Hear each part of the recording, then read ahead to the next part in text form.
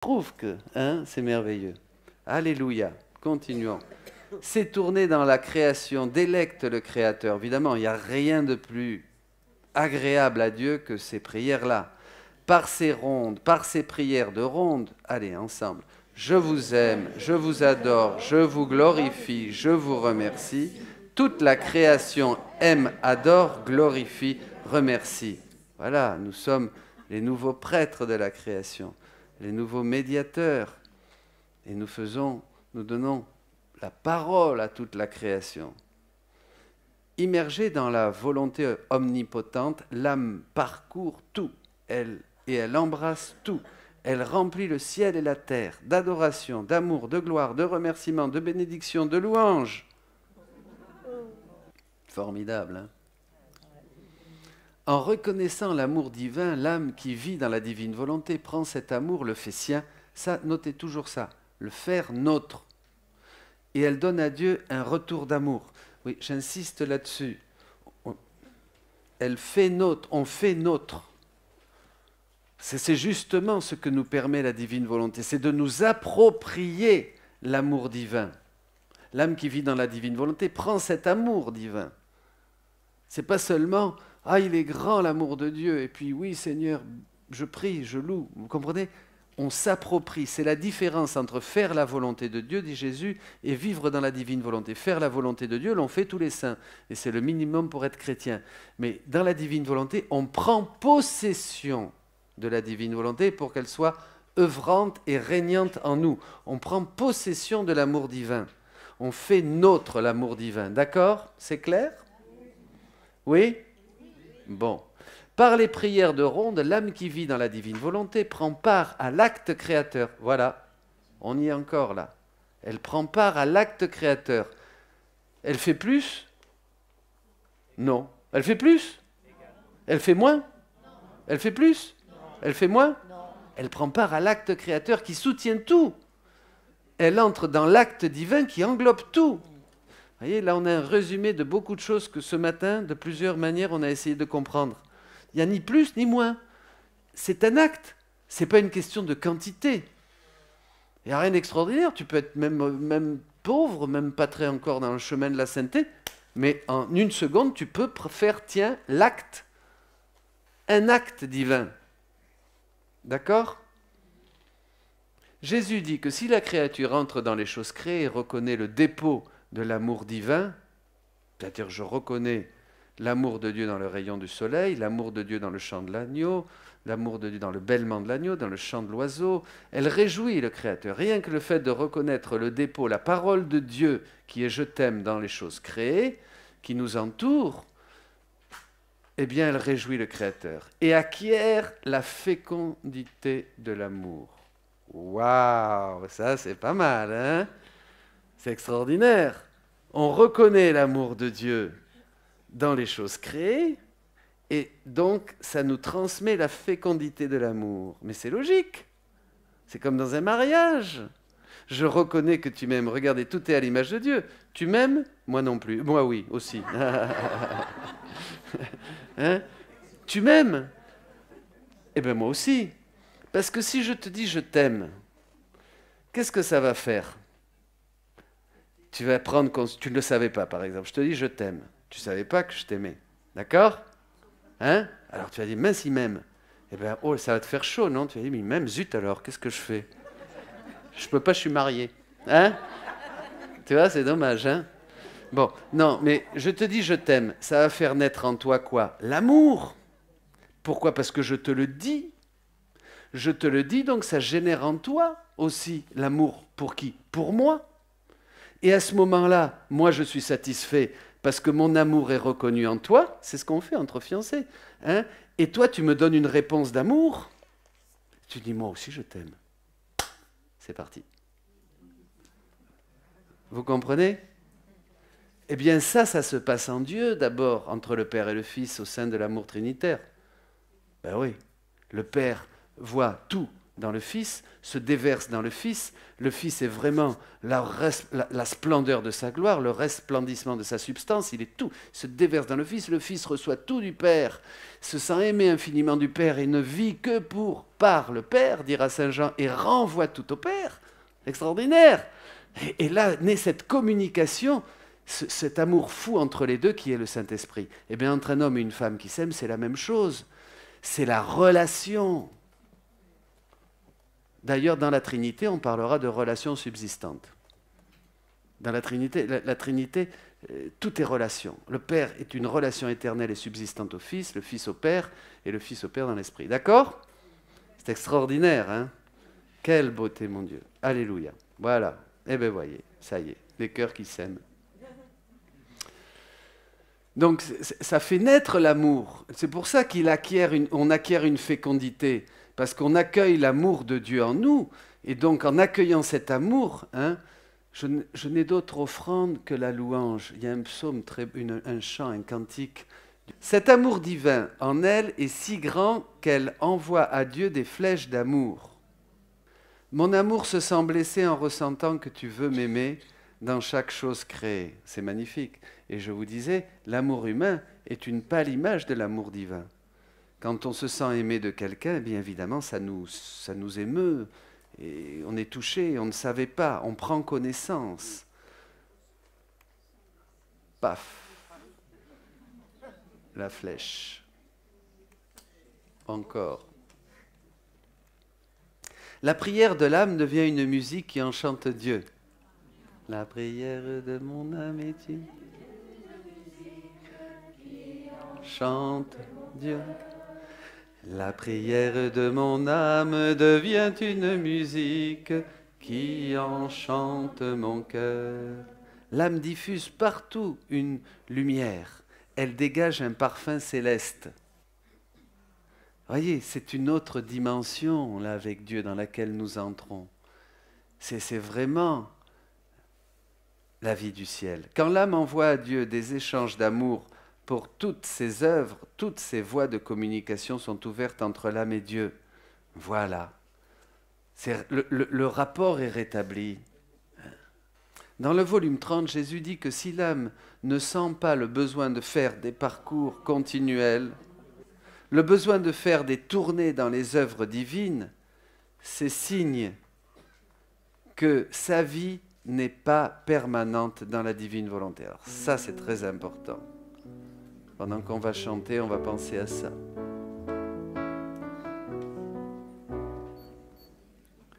Plus on est dans les tournées, plus notre vie dans la divine volonté devient permanente. C'est pour ça que Jésus dit constamment à Louisa, vous verrez le livre du ciel, continue, ne t'arrête pas, continue, continue, continue. Vous voyez, parce qu'au ciel, un prêtre me disait, au ciel, c'est ce que nous ferons.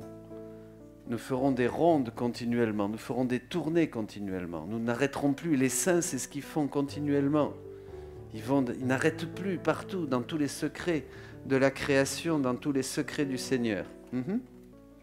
Alors, il y a les moments d'extase face à la nature, mais parce qu'on peut rentrer dans une contemplation naturelle.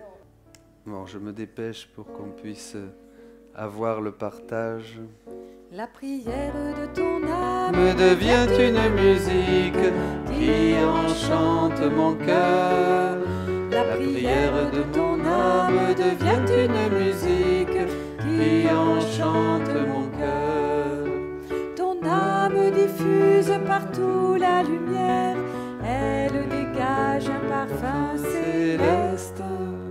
La prière de ton âme devient une musique qui enchante mon cœur.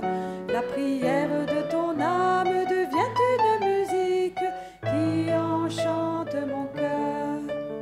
Ton âme danse dans la création comme une rondelle tourne sans fin.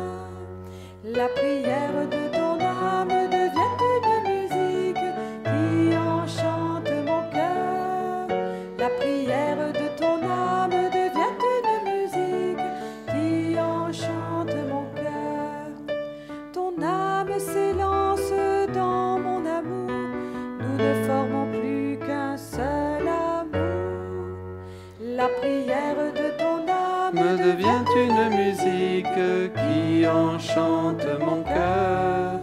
La prière de ton âme devient une musique qui enchante mon cœur. Alors, dans le volume 35, Jésus dit à Louisa, la créature ne peut nous donner plus grande gloire que de suivre nos actes de la création, parce que ce faisant, elle s'unit à notre même objectif. Alors ça, c'est très fort, va très loin. C'est-à-dire, dès qu'on suit Jésus dans les actes de la création, Dieu, la divine volonté dans les actes de la création, pardon, eh bien, on continue l'acte créateur, on travaille, on fait, on crée. D'accord ? Elle s'entrelace avec notre amour et nous la sentons, embrassant notre amour alors que nous embrassons le sien, pour ne faire qu'un seul amour des deux. C'est extraordinaire, hein ? Dieu, il sent, vous voyez, Dieu se réjouit dès qu'on est dans les rondes, parce qu'on fait son activité, on fait ce qu'il fait, on le rejoint dans ses actes. Quelle joie, quel bonheur d'avoir la créature avec nous, nous aimant et accomplissant tout ce que nous voulons. Vous voyez, la ressemblance, une dame me disait au début, image et ressemblance. La ressemblance avec Dieu, c'est dans l'agir. Ce n'est pas une ressemblance, bon, on est là, c'est seulement une ressemblance physionomique avec Jésus. C'est une ressemblance dans l'agir. On agit comme Dieu, on fait les œuvres de Dieu. Vous ferez les œuvres que je fais, vous ferez des œuvres même encore plus grandes. D'accord ? Voilà, ça c'est très important. Dans le volume 19, Jésus fait saisir à Louisa le sens des mots Père, Fils et Saint-Esprit.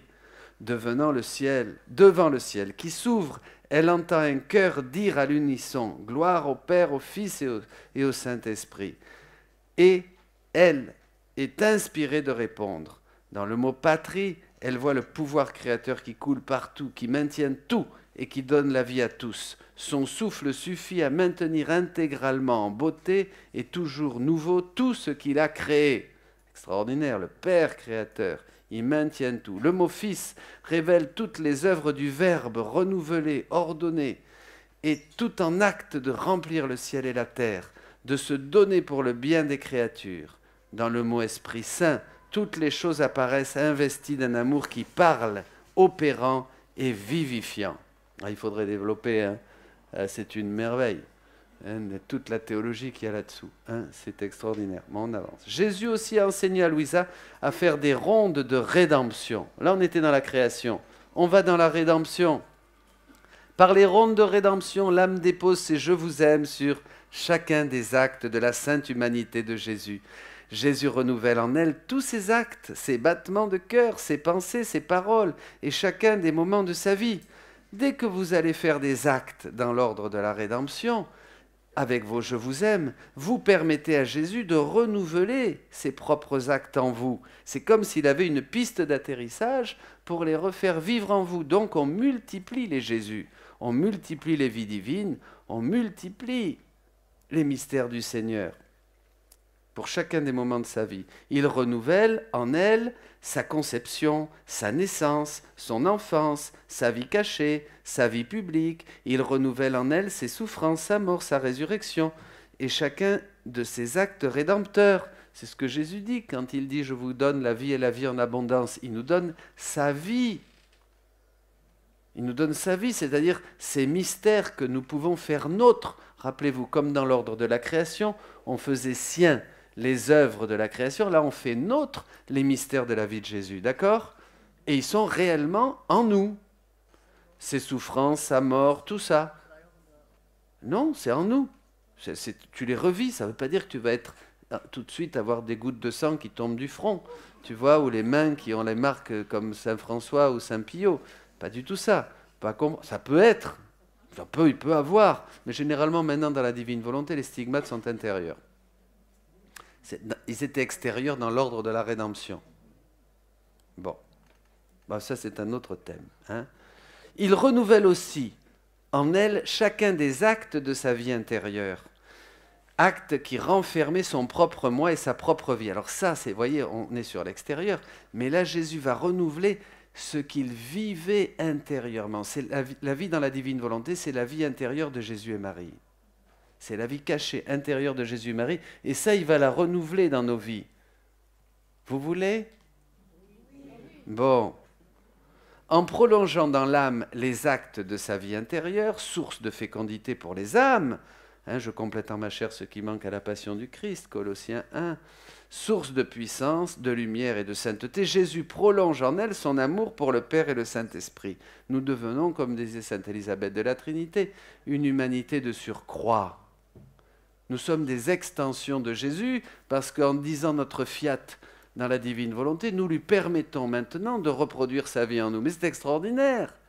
Vous lui donnez votre âme, votre corps, votre esprit pour qu'il puisse revivre, comme disait Élisabeth encore, je veux que tu revives en moi, que tu puisses revivre en moi tout ton mystère. Et vous pouvez noter le catéchisme de l'Église catholique au numéro 521. Tout est dit là. Catéchisme de l'Église catholique, numéro 521. Les actes de l'âme entrelacés avec les actes de Jésus apportent des océans de joie aux anges, aux saints. Ah ben oui, ce sont des actes divins. Vous imaginez, chacun d'entre nous fait des actes divins qui inondent de joie, de bonheur, le paradis des saints, les âmes du purgatoire, et puis tout le reste, toute la terre, toute l'Église. Le Père Céleste reconnaît son Fils en cette âme. Évidemment, tu fais les œuvres de Jésus, tu reproduis les œuvres de Jésus. Tu accueilles dans ton cœur, dans ta vie, les œuvres de Jésus et tu les offres au Père. Donc le Père voit en toi l'œuvre de son Fils. C'est extraordinaire et il trouve une satisfaction et un rassasiement. On multiplie, on duplique la vie de Jésus dans son intégralité. C'est pour ça que Jésus est venu sur la terre, pour que nous, baptisés en Jésus-Christ, nous puissions dupliquer sa vie. On n'est pas là pour être comme des petits gogos, là, des petits nigauds, vous voyez, et que ça, le Seigneur est bon. Alléluia. Vous voyez, très loin de Dieu. Non, mais vous rigolez. Mais c'est ça, oh, qu'il est bon, le Seigneur. Tu n'as pas une médaille. Tu fais-moi ça, on fait ceci, on fait ça, faire des petites choses. Mais non, Dieu ne veut pas ça. Il veut que tu sois chez lui. Il veut que tu aies la carte de crédit. Il veut que tu aies tous ses dons. Le frigidaire est plein. Tout est à toi. Sers-toi, fais ce que tu vois. Tout ce qui est à moi est à toi. On est riche. Vous comprenez? Et il nous donne tous les trésors de la création, tous les trésors de la rédemption et tous les trésors de la sanctification. Voilà. Et alors il est très content, évidemment, le Seigneur. Il dit, enfin, voilà mes enfants. Ça, c'est mes enfants chéris. Ils sont revenus à la maison. Eh bien, je te donne tout. La cape, les sandales, l'anneau, tout. Allez, tuez le veau gras. On fête, on fait la fête. Voyez? Tout ce qui est dans l'Évangile, je vous disais ce matin, ce sont des prophéties qui ne se réalisent pleinement et réellement que dans la divine volonté. Extraordinaire. Si l'homme se plonge dans la sainte humanité de Jésus en faisant des rondes, des battements de cœur à l'unisson avec ceux de Jésus, l'amour s'infuse et la vie de la suprême volonté dans les créatures.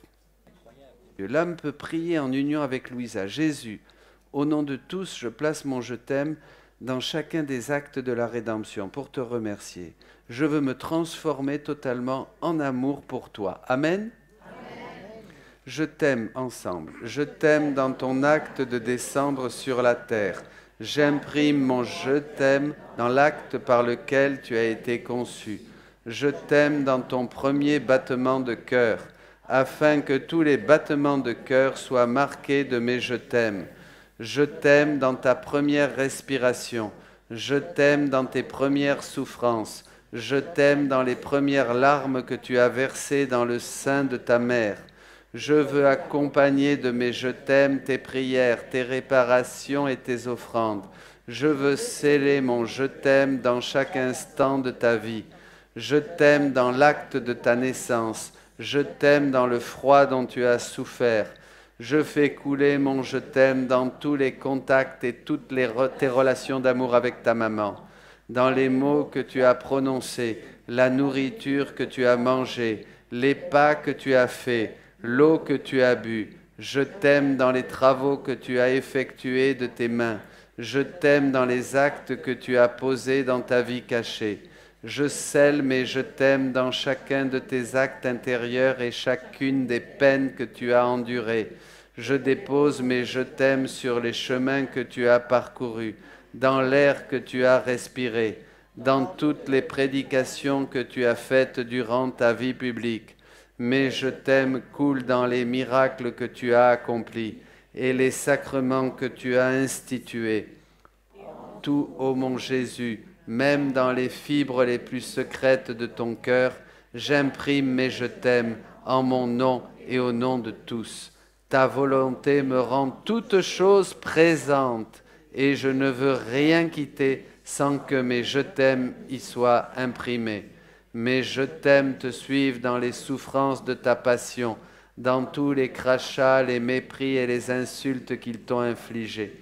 Mais je t'aime scelle chaque goutte de sang que tu as versée, chaque soufflet que tu as reçu, chaque blessure infligée à ton corps, chaque épine ayant percé ta tête, chaque douleur de ta crucifixion, chaque parole que tu as prononcée sur la croix, sur tout, jusqu'à ton dernier souffle, j'imprime mes je t'aime.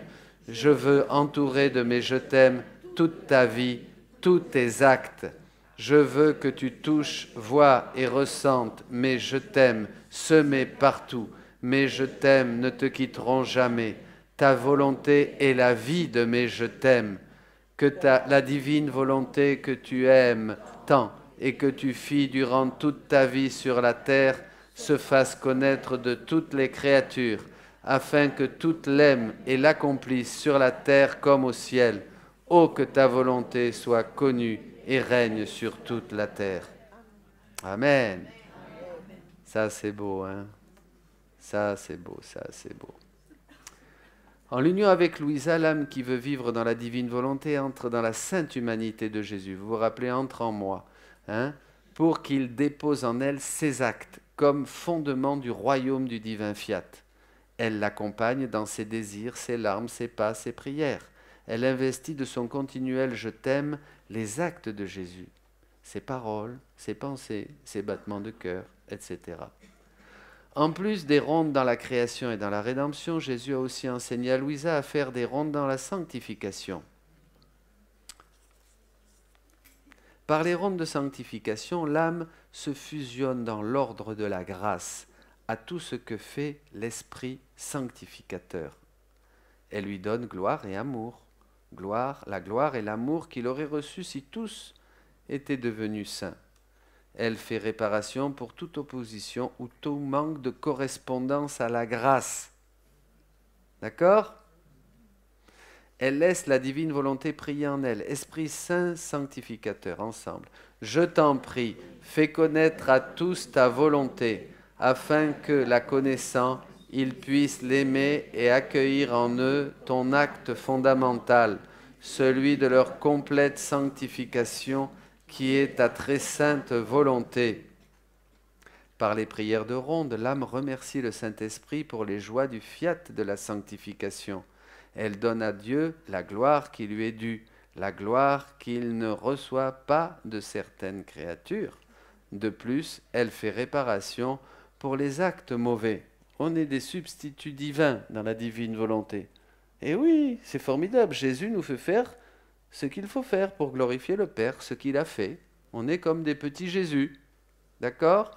Fusionnés aux actes de Jésus, à ceux de sa mère et aux actes accomplis par Adam innocent, elle fait couler ses « je vous aime » dans les actes des créatures pour les remplir de lumière et de vie.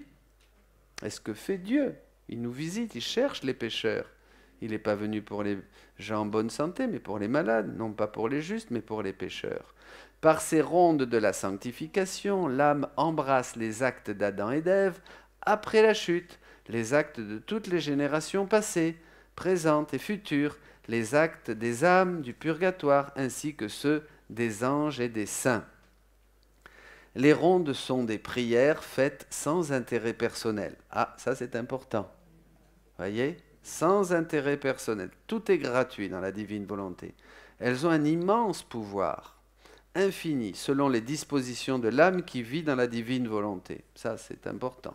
Plus on a des dispositions, plus on est baigné, plus on est imprégné, plus on est immergé, plus on est transformé dans la divine volonté, plus évidemment nos prières n'auront donc de pouvoir. Aucun intérêt personnel.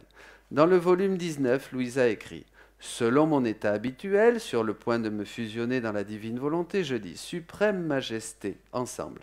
Je viens au nom de tous, du premier au dernier homme qui existera sur la terre, te rendre l'hommage, l'adoration, les louanges, l'amour que toutes les créatures te doivent et faire réparation au nom de tous pour chaque péché. » Alors qu'elle disait cela, Jésus bougea en elle et lui dit, « Ma fille, cette façon de prier est non seulement de ma volonté, car elle seule peut dire « Je viens au nom de tous » devant la suprême majesté. Il dit qu'avec la vision totale et l'immensité de sa volonté, qui voit tout et embrasse tout, l'âme peut dire, non pas comme une façon de parler, mais en réalité, « Je viens au nom de tous te donner tout ce que les créatures te doivent. » Attention, ce n'est pas un mode de parler. Quand vous dites ça dans la divine volonté, c'est vraiment, vous avez inclus en vous, comme la sainte humanité de Jésus a assumé tous les actes humains grâce à la divine volonté de tous les temps et de toutes les générations, vous avez inclus en vous tous les actes divins, tous les actes humains. D'accord ? C'est extraordinaire. Ce n'est pas une façon de parler, on n'est pas dans la poésie là. Hein ? Il ajoute, « Aucune volonté humaine ne peut dire réellement « Je viens au nom de tous », c'est signe que ma volonté règne en toi. » C'est la divine volonté qui nous permet de dire ça parce que c'est une réalité. Nous faisons ce que fait Jésus. Les rondes projettent sur les actes humains la sainteté, la noblesse, la puissance du divin fiat et la vie du divin fiat. Vous comprenez ? Les rondes. Eh bien, on va présenter à Dieu toute cette noblesse, cette sainteté, cette splendeur, cette puissance que la divine volonté, que le divin fiat possède. Les rondes lient la créature à l'acte unique de Dieu et à tous ses effets. Ça, on l'a vu un peu ce matin. Dès que vous entrez dans les rondes, vous vous unissez à l'acte unique de Dieu et à tous les effets dans la création, dans la rédemption, dans la sanctification. Vous êtes Dieu, vous faites les œuvres de Dieu. On ne peut ressembler vraiment à Dieu que par notre agir. C'est notre agir qui nous fait ressemblant à Dieu. Vous comprenez ? Donc, eh oui, je suis ressemblant à toi parce que je fais comme toi. Tu lèves la main, je lève la main. Tu lèves le pied, je lève le pied. Vous voyez, on s'imite, nous, les êtres humains. On va même dire en développement humain, on va modéliser sur quelqu'un pour faire comme lui. Bon, ben là, on modélise sur Dieu, si on peut dire. Donc, dans la divine volonté, on va vraiment entrer dans cette façon de faire et d'agir, dans ce mode divin d'agir, dans la création, dans la rédemption, dans la sanctification. Et Jésus te dit, ben, viens le faire avec moi. Vous voyez, ce n'est pas le bon Dieu qui meurt sur la croix, là, comme ça, tout seul, et moi, je regarde comme un nigaud. Vous voyez, viens avec moi, viens. C'est ce que je disais à notre ami tout à l'heure. Je te dis ça pour que tu viennes avec moi, pour que tu deviennes participante de ma nature et de mon agir. Qu'est-ce que vous voulez de plus ? Il n'y a rien à attendre de plus. C'est pour ça que je dis toujours, n'attendez pas encore une autre révélation. Parce que ça, c'est très important. On en parlera. Et il y a encore qui attendent une petite révélation par là ou une petite vision par là. Qu'est-ce que vous voulez de plus ? N'attendez pas d'être plus béni à un pèlerinage à Pétaouchnok ou à Sainte Conchita de je ne sais pas quoi. Vous voyez, vous n'aurez rien de plus. Est-ce que vous pensez que vous pouvez avoir quelque chose de plus que ce que vous venez de voir et d'entendre maintenant ? Amen, alléluia. Vous êtes sur la bonne voie. C'est pour ça que Jésus dit dans la divine volonté, il n'y a plus de chemin, il n'y a plus de clé, il n'y a plus de champ. Comprenez cette phrase de Jésus à Louisa, dans la divine volonté, il n'y a plus de chemin, il n'y a plus de clé, il n'y a plus de porte, il n'y a plus de chemin. La porte, c'est Jésus, oui, l'humanité. Mais une fois qu'on est dans la divine volonté, il n'y a plus de porte, il n'y a plus de chemin, il n'y a plus de clé, il n'y a plus de champ, dit Jésus. Voilà. C'est extraordinaire. On est dans l'être. On est dans l'acte. Hein ? Il est le chemin pour arriver à la divine volonté. Par les rondes, qu'est-ce que vous faites ? Vous faites descendre, vous devancez le règne de Dieu sur la terre. Vous faites descendre le règne de Dieu sur la terre. Vous préparez l'avènement glorieux du Christ. Voyez ? C'est vous le triomphe du cœur immaculé de Marie, ses enfants. C'est vous. Parce que c'est Marie qui est la reine du royaume de la divine volonté. C'est elle qui nous introduit dans le royaume de la divine volonté. Parce que c'est elle qui nous apprend à faire ce que veut Jésus. Faites tout ce qu'il vous dira. Tout ce que je vous ai dit, c'est ce que Jésus veut que vous fassiez maintenant. Parce que si vous êtes ici, ce n'est pas un hasard. C'est providentiel, bien sûr. Vous êtes choisis. Vous m'avez choisi. Amen. Eh bien, Dieu vous bénisse. Bonne route. Alléluia.